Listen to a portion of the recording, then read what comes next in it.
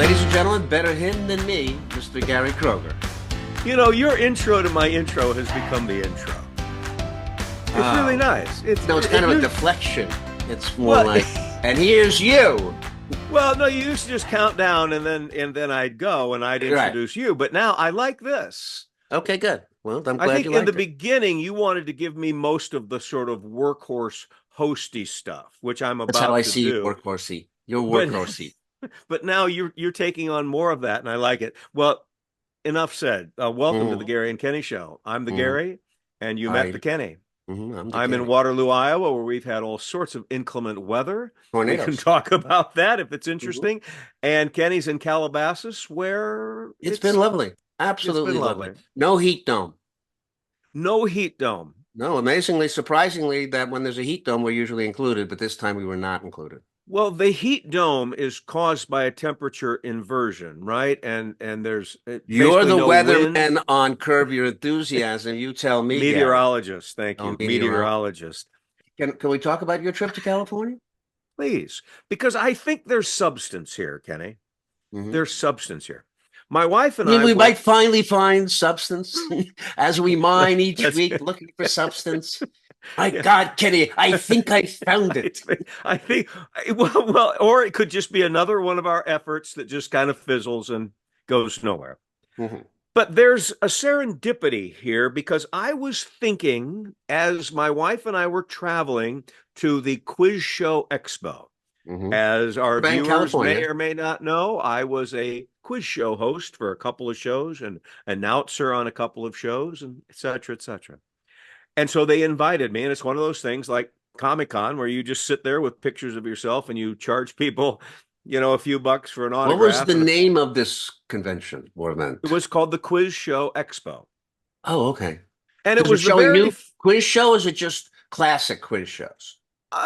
Both. Anybody related to the quiz show industry, and a lot of people like Jamie Farr and Loretta Swit, who were game show guests over and over and over and over. Right. And they probably got the most attention, actually. But I'm sitting there next to John O'Hurley, and Charlie Schlatter is over here, and Todd Newton is over here. It was not particularly well attended, but it was the first one. I didn't know it was the first one. Okay. It was the very first one. So I think these things kind of build. You don't usually get up and go, I'm going to go to Burbank for a quiz show. Well, they better build quick because the audience, the age group demographic that you're going for is getting to the point that they won't be able to travel to these events anymore. Yes and no. Because it really struck me that most of the people who were fans of the show were young. I mean, they were so young, I couldn't believe they knew me because I haven't done this for 20 years. Let me ask you something, Gary. When we say young nowadays, you mean, because now, remember under when you're 50 years old and some old man goes, young man? Yeah. Young man? Right. And you go, young. So when you say they were younger, are you going, some of these people were in their 50s? Yes, basically. Young to me is under 50. However, I would say the people I'm talking about, there were game show fanatics, and I think that they're watching reruns on the Game Show Network and on Buzzer, who sponsored this Quiz Show Expo, a new audience. So they were 30, ish. Really? I got to think that if you're 30 and you're watching old game shows from the 70s and the 80s, you're not dating much. Well, you do. You go to Burbank and you go to I would just think that Marriott. if you're in your 30s and you're watching the Newlywed Game on Cozy TV, right. and you have a girl over, are they really going to go, oh, I love this show? Well, all I can tell you, Kenny, is thank God for them, or I would have come out of there with no money at all. Exactly. So to all you people out there who live a very sad life, Gary wants to thank you. I want to thank you, and hopefully you'll show up at the. By the way, that's the reason that Trump gets all the support, because there's so many sad people out there who just will absolutely. I'm watching. May I change the subject? We'll go back to it because I want to talk about what you. Oh no, I don't want to change the subject and come back. I hate that. We stay on the subject until we're done, until we've beaten the fucker, until there's nothing left to listen. When was that our rule? Okay, I don't know. All right, let's stay with the subject. Make a note of what you want to get to. And then let's talk about the experience that I had flying. So my wife and I flew from Cedar Rapids, Iowa to Phoenix to LA. We get on the plane. We had plans to go to dinner at the hotel, really looking forward to having a relaxing evening as husband and wife. And we're on the tarmac in the plane. They said, well, sorry, you've been waiting here for 40 minutes. I probably should explain what's going on. We have a computer glitch. We're going to go back to the gate and a technician will come out. So we go back to the gate. We're in the plane. Another hour goes by. Well, the technician couldn't fix the problem. So you're all going to have to deplane. So we deplaned. 2 hours later, well, we've got the problem fixed. We had to get it from a hangar to get a new computer. We get on the plane. And then again, it's not going anywhere. Well, it's not working, folks. And we thought that it was, and we got deplaned again. So hours and hours go by because of a computer glitch for some, I don't know what it is. Okay. Shit happens. So we do the conference thing and we'll talk about LA or whatever if you want to. But on the way back, we fly to Dallas to connect to Cedar Rapids. We get on the plane. We pull back. Ladies and gentlemen, we're sorry, but we have a computer error. Really? So we sit there waiting for it to get fixed. It doesn't get fixed. We go back to the terminal. We deplane again. We get on the plane again. They don't have it fixed. Oh, no. The second time we got on the plane, ladies and gentlemen, this has taken so much time. The crew has timed out. So we have to wait for a new plane or a new crew. So you're going to have to get off the plane again. It's 3 like hours torture. go. Yeah, 3 hours again go by. Nobody tells us, hey, you ought to get a hotel or what's going on. And so I found it amazing that the same problem could happen so many times on just one trip. So I posted on it. People came out of the woodwork. Yeah, American sucks. This happened to us in Dallas. My husband is stuck in Charlotte right now. They're saying it's a computer or something like that. So there's something overwhelming going on with the technology, and it's probably not just American Airlines, but airlines in general, where there aren't people to fix the problem. And why, Kenny, did American not have the foresight to go, well, this crew's going to time out. We probably ought to get ahead of this one. And I'll tell you the answer. They don't give a fuck about us. We are cattle, and we're going to pay anyway. So why fix it? What aggravates me is their slogan is, you, the customer, are at the center of everything we do. Fuck you. Bullshit. It's just a slogan. Well, thank you, sir. I'm going to transfer you to somebody who can help you. Hold on, please. Okay. So I write to customer service as they tell you to do, and I get a form letter back. We're sorry for your unfortunate experience, Mr. Kroger. We hope that we'll fix the problem, and we look forward, Mr. Kroger, to having you back. So being unsatisfied with that, I write to the president, and I get another form letter back going, inconveniences aren't something that we spend a lot of time trying to correct. So there. Well, I hope you feel better. I don't. I have. Now, can you get your money back? Because I know that they did pass a new kind of like passenger protection thing. I have felt that I have been rattling the cage that somebody should say, you know what, that was a lot of inconvenience for a 5-day trip.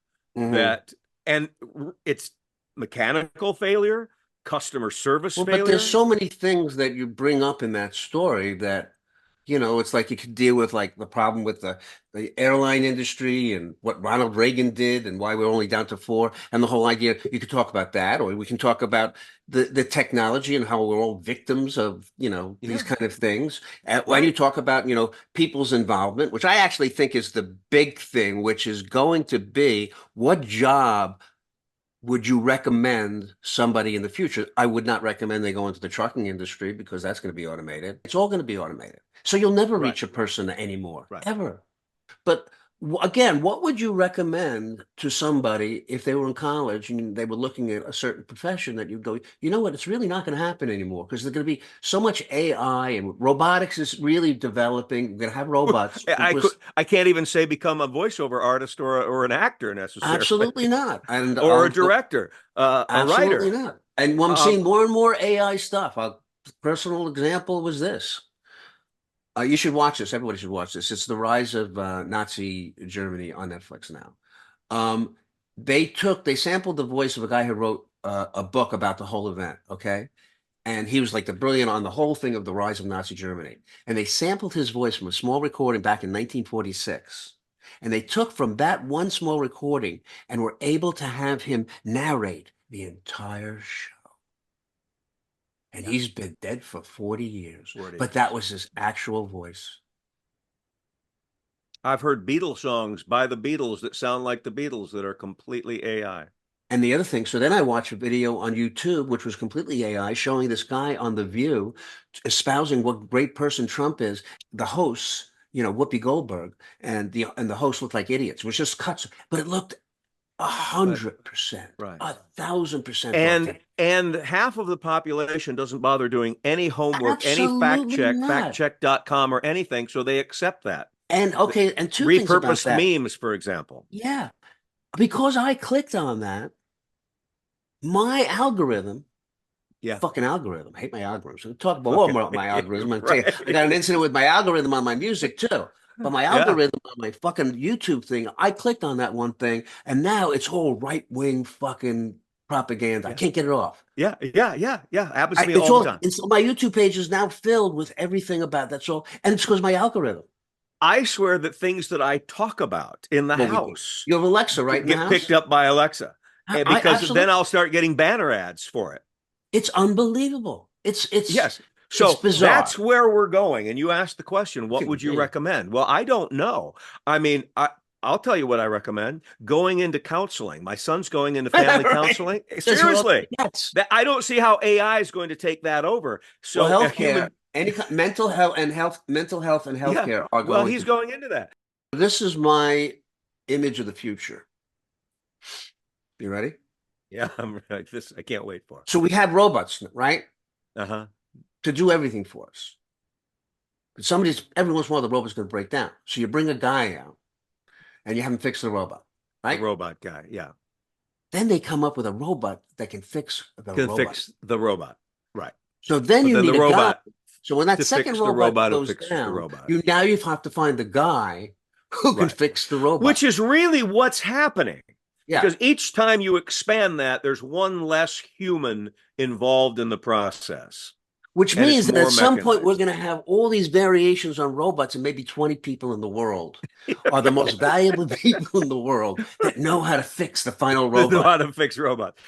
Well, you know, we ranted about the problem. I don't see it course correcting anytime.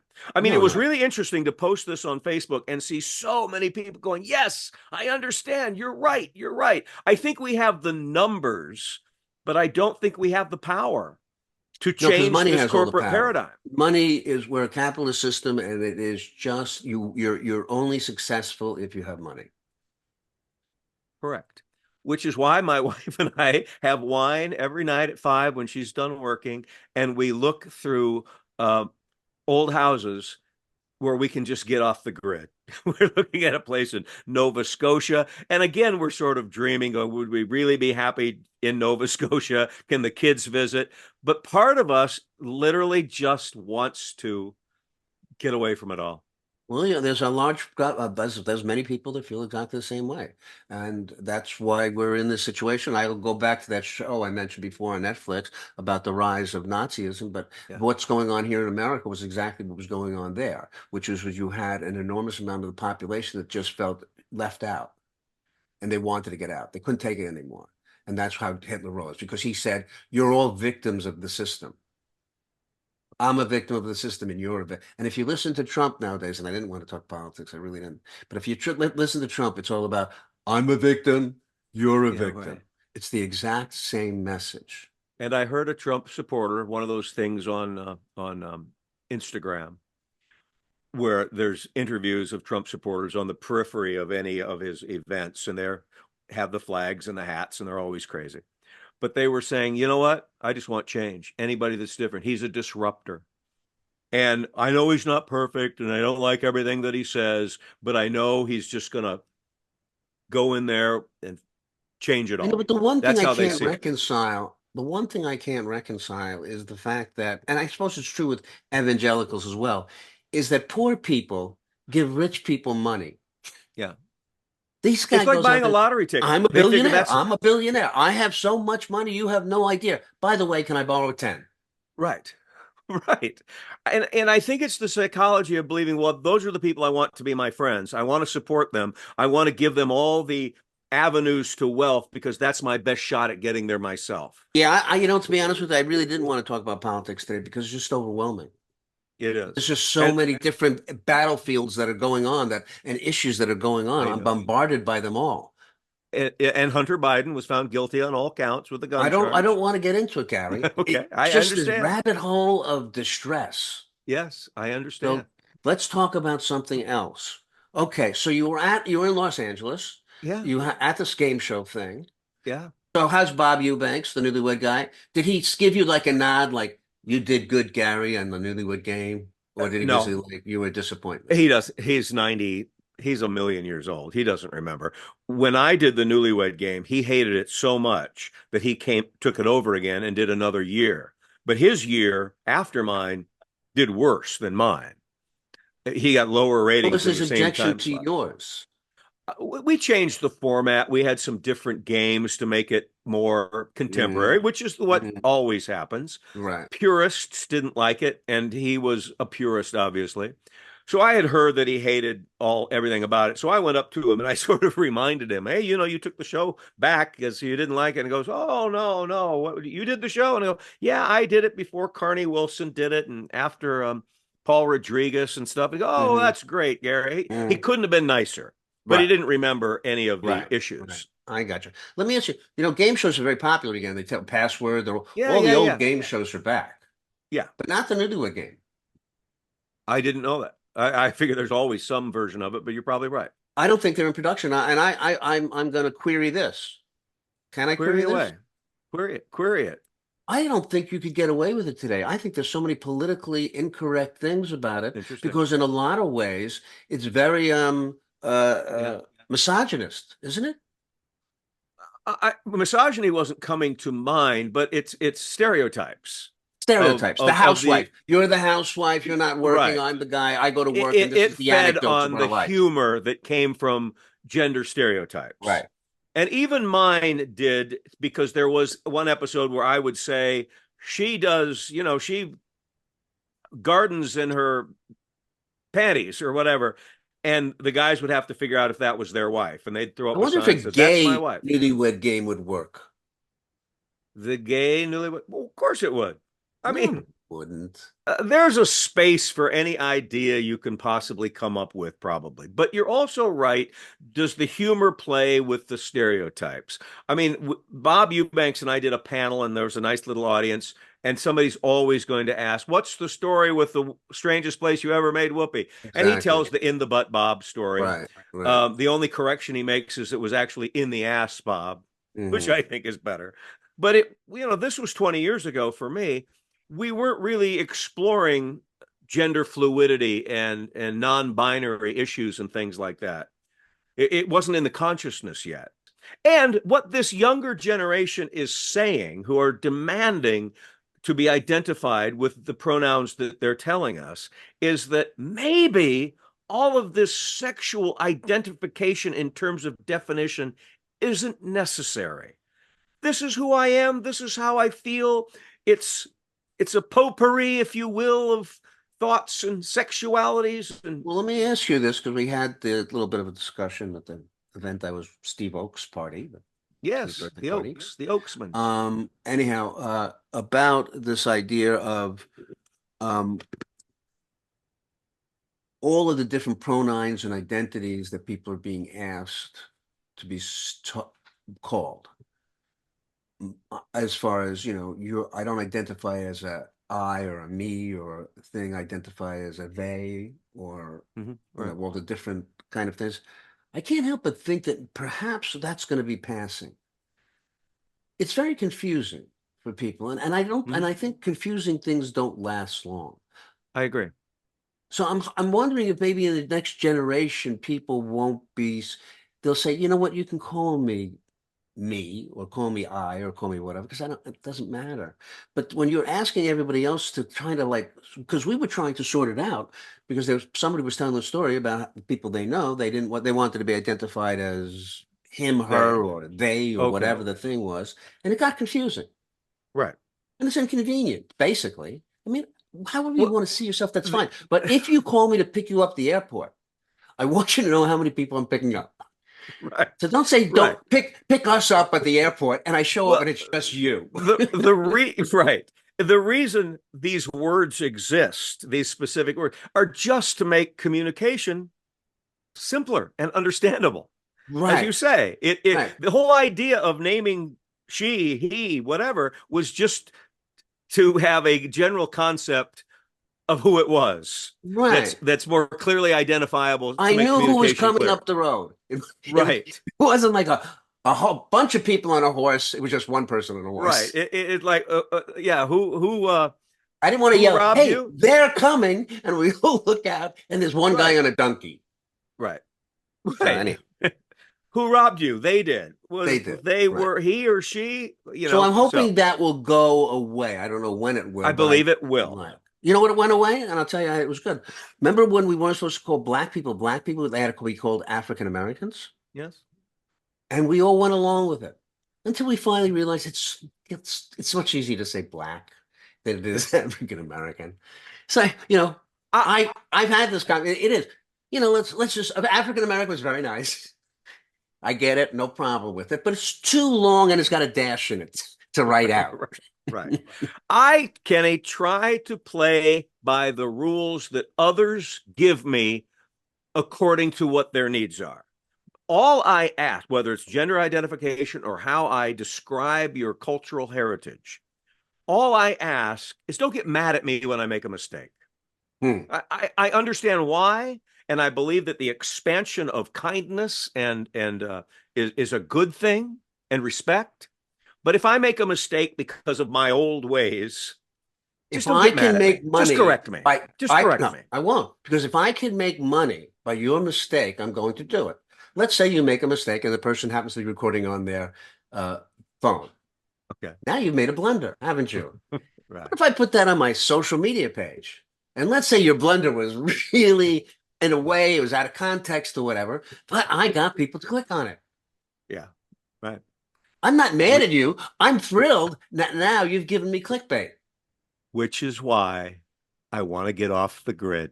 Right. I think it's only going to get more and more of that. I don't know how we're ever going to monitor or regulate this system because it keeps growing. No, I think really our future, and I wouldn't run on this as far as my platform would be that we really need to blow the whole thing up and start from scratch. That, to your point earlier, that's what Trump supporters are kind of thinking. That's the system as it has been does not work for them. They feel underprivileged and their voice is too small. They'd rather see Trump blow it up. A guy on the same video sequence that I told you about earlier also said, well, I think maybe what we need is a dictator. Yeah. Somebody carrying an American flag, calling themselves a patriot, says, well, I think we might need a dictator. It doesn't make sense. It's not logical, but we got to listen. Well, you know what? Maybe our only hope is a nuclear war. I just don't know. I don't know what else to hope for anymore. What am I hoping for? Come live with us on Nova Scotia. No. I could never do that, Gary. Absolutely. The idea of living, I get when people say, oh, I just want to go to someplace peaceful. And then they send you, and then on Facebook, they post the picture of the lake, and then they post a picture of the trees, and then the porch where nobody is, And I'm like, I need to be social. I knew too. I need to be, and the social for me is my family. They're really the only ones. And my family, my grandchildren, and everybody's around. And, I do have my few friends here. They're still in California. And I don't want to go to Wyoming because I think it's beautiful to go to Wyoming. But if you put me in a cabin and every time I walked out after 3.5 weeks of having my coffee by the lake, I'd be like, is there anybody out there? My Is wife, there a boat? Could somebody pull up a boat? My wife could live in this agrarian There are Nova people. Scotia. All she needs is to read. That's her relaxation, that's her stimulation. I do require, in fact, everywhere we look at, I say, honey, I got to be within 20 minutes of a theater, a You community do. theater, someplace to be Absolutely. artistically involved. So hey, I don't have an answer. All I know is I keep getting older, so maybe there's the answer. Well, I Eventually, do I'm have just a thing, gone. and I don't know if we want to go to next this time, but or maybe next time, but an issue that I am having, and that I think that perhaps people of our group are having, except for you, is this: I'm retired. I have nothing to do.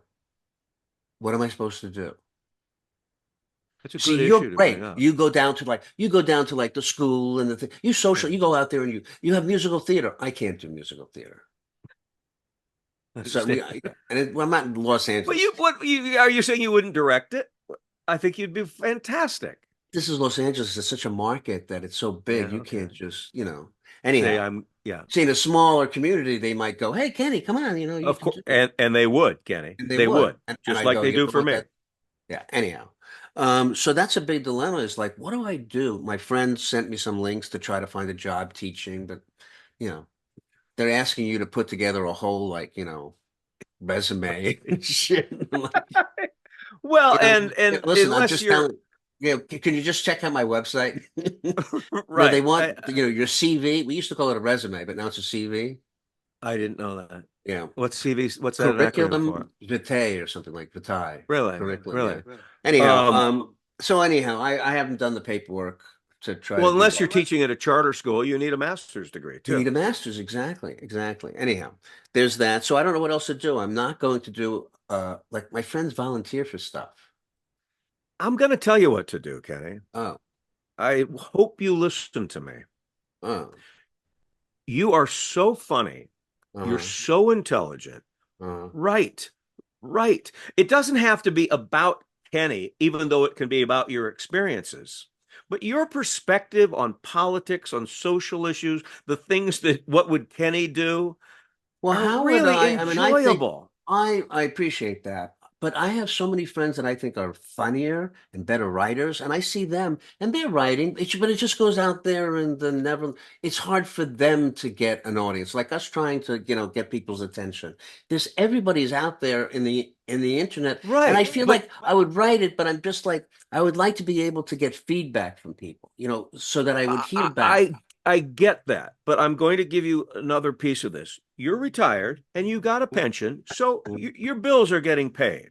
Mm-hmm. Just write, self-publish, keep throwing things out there till the dam bursts. But at the very least, you solved the problem. You're doing something creative, stimulating, fun. You will get feedback. You'll get a ton of feedback. Your friends in the business, Kenny, are most of our guests. So people are It, doing this thing called Substack. I don't really know what that yeah, is. Substack. I know all That's about where Substack. people. And I'm Is thinking that where about you doing think that Substack. would be a good place for me to be on the That might be a good Substack? place to start. Yeah, Okay. absolutely. All right. I will take a look at that as soon as I've watched every porno video that ever been made. By the way, they're not making enough because I've I, seen them all. okay. I'm in repeats, baby. Catch me up on the porn industry because I really don't know a thing about it anymore. What You in can't believe college I knew really. Well, it was first of all, there are VHSs and so many that it's unbelievable the access to anything that you well, want. you can get it all online, right? For Right, free. and you get it live. There's live women who just will like come on and just, they'll do anything for you. And that's gorgeous, Gary. Some of these girls that you're like, oh my God, there's a whole world going on. And they're probably in Okay. fucking Waterloo, Iowa too. Because in your bedroom, if you have half a decent body, you set up a camera and you go on these like there's all these sites for women to just show themselves nude, and guys tip them, and they must make a lot of money because Uh-huh. they attract a lot beautiful women, but of Yeah. course they don't want to be objectified. You see, that's the thing you have to remember. And here you said you didn't have anything to do. Well, You're it right, sounds exactly. like I it fills a know, day. I know. Well, so okay. And obviously everybody pays to have this service of this person to It's perform not a live for you. subscription. All of them are free. But what happens is if you click on one of the girls, you see them. But if you want to interact with them and like, which You I have have to not done, pay. I have not crossed that Rubicon. Okay. Okay. That you would then you give them money, you send them money, and then it becomes a private show. Rubicon, that would make a nice convention. I wonder who that's what I'll do next year is Rubicon. That's a lovely Rubicon. Well, I don't know how far to explore this. I haven't felt the urge to have porn in my life in a lot of years. But I know, but you can't help but come across it. Well, I come think across it. No pun the intended. reason they say that people aren't having as much sex as they used to. You knew that. They're not having as much sex? No. You'd think so with all the people who are having sex on. Are they having self-gratifying sex as opposed to couple sex? Yes, because they're watching porn. Because they're finding elsewhere to, and it's even going to. Is there some data to support you talk this? about AI. Sounds truthful. You talk about AI. There are AI girlfriends. I've seen in solicitations that will just show up on my Instagram feed or something. Oh, because they know you're thinking about it because your Alexa's probably listening. Alexa is picking up this conversation, and I will find AI women created specifically for me. That's right. So that exists. Yeah, is the three-dimensional. For lonely men out there, it is truly their girlfriend. It is sick what's going on. So that's replaced the blow-up doll. I mean, I'm not even being flippant. Yes. There was a blow-up doll. Yes. That certain people, that was their only only would be another occupation I would tell people, don't get into the blow-up doll. Don't get into blow-up doll. Plastic, sex plastics. Well, I don't know. Sex plastics probably. The hardware in the sex industry. They'll always be old school people. Old school Benoit balls. Dildos. But we digress. Sex is such a gigantic part of humanity and our DNA. I mean, the whole thing. Wasn't it God who told us to go out and multiply? Oh, no, that was my math teacher. I'm sorry. I forgot. See, there's the book, Kenny. There's the book.